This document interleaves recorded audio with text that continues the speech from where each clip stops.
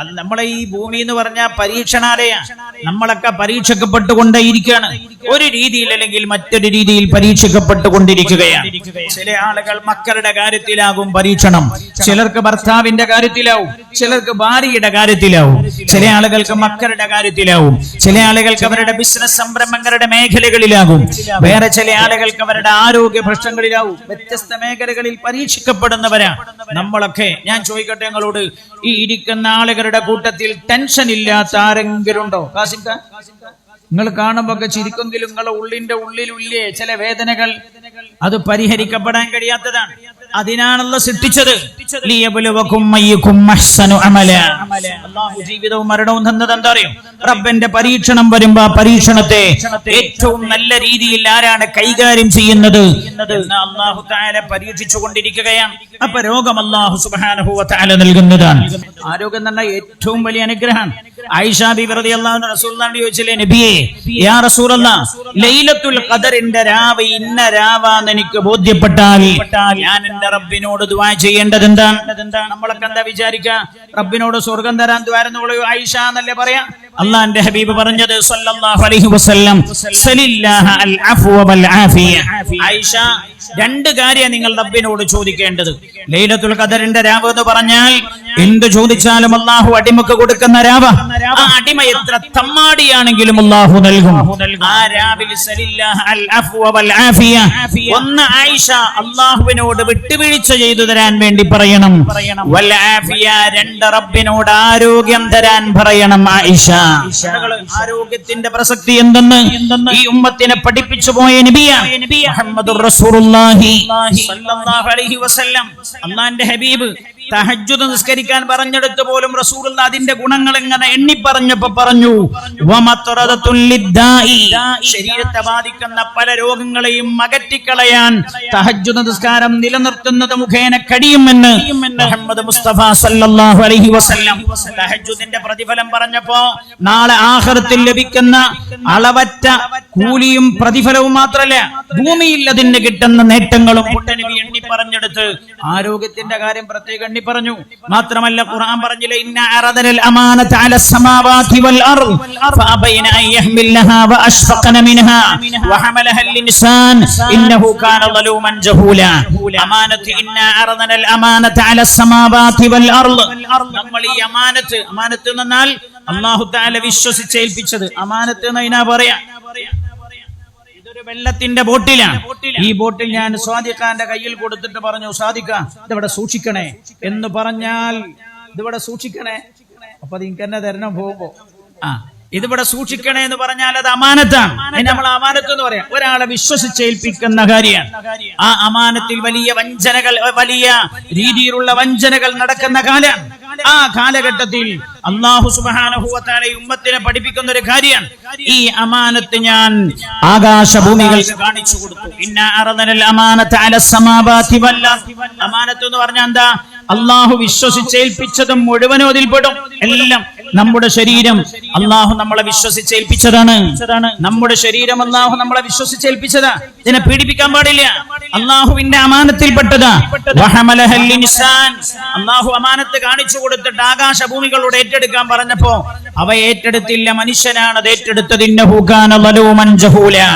അവിടെ നമ്മുടെ ശരീരം, നമ്മുടെ ആരോഗ്യം, ഇത് മുഴുവൻ അല്ലാഹുവിന്റെ അമാനത്താ. അതിനെ സംരക്ഷിക്കേണ്ട ചുമതലയും ബാധ്യതയും നമുക്കുണ്ട്.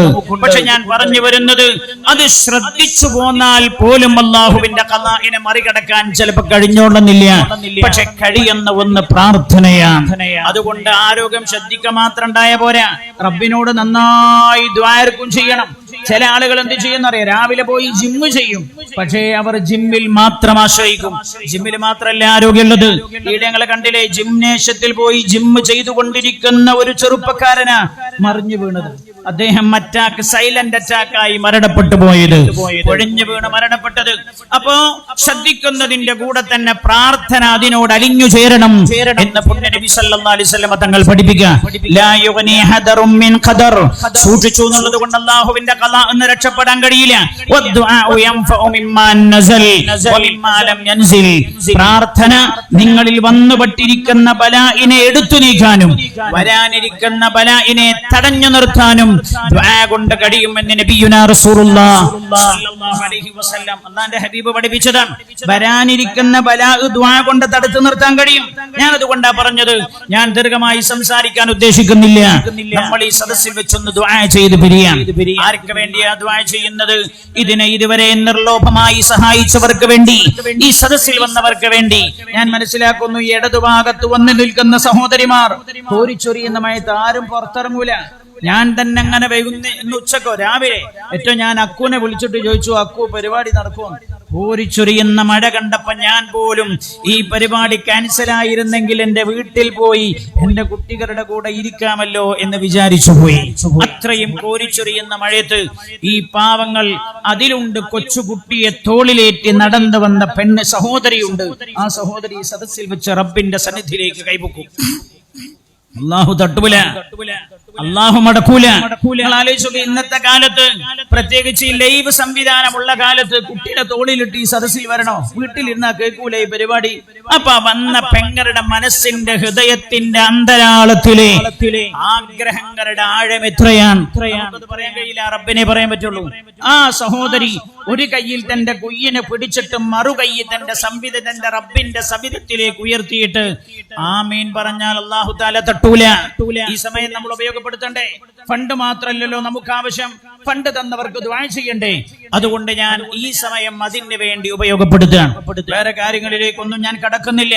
നമുക്ക് നന്നായി ഒന്ന് ദുആ ചെയ്ത് പിരിഞ്ഞു പോകാം. അല്ലാഹു തആല നമ്മളെ ഖബൂൽ ചെയ്യട്ടെ. അതിന് വന്നവരാവും ഇവർ. ഞാനടക്കം എല്ലാവരോടും പറയാണ്, ഭൗതികമായ സംവിധാനങ്ങളെ മാത്രം നമ്മൾ ആശ്രയിച്ചാൽ പോരാ. വിനയാന്വിതരായ റബ്ബിനോട് പൊട്ടിക്കരഞ്ഞു ദുആ ചെയ്യണം. റബ്ബിനോട് പറയണം, ഇങ്ങനെ പറയണം, പടച്ചോനെ ക്യാൻസർ എന്ന രോഗം എനിക്ക് തരരുത് അല്ലാഹ്. റബ്ബന അത് എനിക്ക് തരരുത് റബ്ബേ. പടച്ചോനെ അതിൽ നിന്ന് എന്നെ രക്ഷപ്പെടുത്തണം. അല്ലാഹുവേ താങ്ങാൻ കഴിയാത്തതൊന്നും തരരുത് അല്ലാഹ്. റബ്ബിനോട് എന്ത് ചോദിച്ചാലും അല്ലാഹു തരുന്ന. നമ്മൾ ചോദിക്കാത്ത പ്രശ്നമല്ലോ, ചോദിക്കാത്ത പ്രശ്നല്ലേ? അല്ലാഹുവിനോട് ചോദിച്ചാൽ റബ്ബ് തരും. അല്ലാഹ് തന്നെ പറഞ്ഞതാ, വഇദാ സഅലക ഇബാദി അന്നി ഫഇന്നി ഖരീബ് ഉജീബു ദഅവതദ് ദാഇ ഇദാ ദഅൻ. ആരെന്നോട് ചോദിച്ചാലും ഞാൻ അവന്റെ ദുആക്ക് ഉത്തരം തരും. എന്നോട് ചോദിച്ചാൽ മദീനാണ്. അപ്പൊ നമ്മൾ ചെയ്യേണ്ടത്, രോഗങ്ങൾ സർവ്വവ്യാപകമാകുന്ന കാലം അല്ലാഹു തആല കാരുണ്യവാനായ റബ്ബ് നമ്മളെ രക്ഷപ്പെടുത്തട്ടെ. ഇപ്പൊ അടുത്ത് നമ്മുടെ ഈ പരിസരത്ത് ഒരു സഹോദരിയുണ്ട്. 2 പിഞ്ചു പൈതങ്ങളുടെ ഉമ്മയാണ്. 2 പിഞ്ചു പൈതങ്ങളുടെ ഉമ്മയാണ്. വയസ്സ് 32. 4ാമത്തെ സ്റ്റേജിലാ ക്യാൻസർ ഉണ്ട്. 4ാമത്തെ സ്റ്റേജിൽ എന്നോട് ഇവർ പറഞ്ഞു, കണ്ടെത്തിയില്ല ഉസ്താദേ, വയറിന് വേദന കണ്ടായപ്പോ ഞങ്ങൾ കൊണ്ടുപോയി കാണിച്ചു. ഡോക്ടർമാർ മരുന്ന് എഴുതും, സുഖപ്പെടൂല, സ്കാൻ ചെയ്യും. അവസാനം ഒരു ഡോക്ടറാണ് ഇത് കണ്ടെത്തിയത്. അത് വയറിനകത്തുള്ള മുഴയാണ്. പക്ഷെ ഇത് കണ്ടെത്തിയപ്പോഴേക്ക് 4ാം സ്റ്റേജിലേക്ക് കടന്നുപോയി. ഇനി വല്ല മാർഗമുണ്ടോ? എന്തെങ്കിലും വല്ല വഴിയുണ്ടോ? ധാരാളം യതീമുകൾ ഉള്ളത് കൊണ്ട് ഞങ്ങൾ അവിടെ വന്നാൽ ഒന്ന് ദുആ ചെയ്യിപ്പിച്ചു തരുമോ? അപ്പോഴാ റബ്ബിനോട് പറയുന്നത്, അല്ലാഹു സുബ്ഹാനഹു വ തആല പ്രതിസന്ധി ഘട്ടത്തിൽ നമുക്ക് ദുആക്ക് ഉത്തരം തരണമെങ്കിൽ പ്രതിസന്ധി ഇല്ലാത്ത സമയത്ത് നമ്മൾ റബ്ബിനോട് ദുആ ചെയ്തുകൊണ്ടിരിക്കണം. അപ്പോഴാ അല്ലാഹു തആല ഉത്തരം തരിക.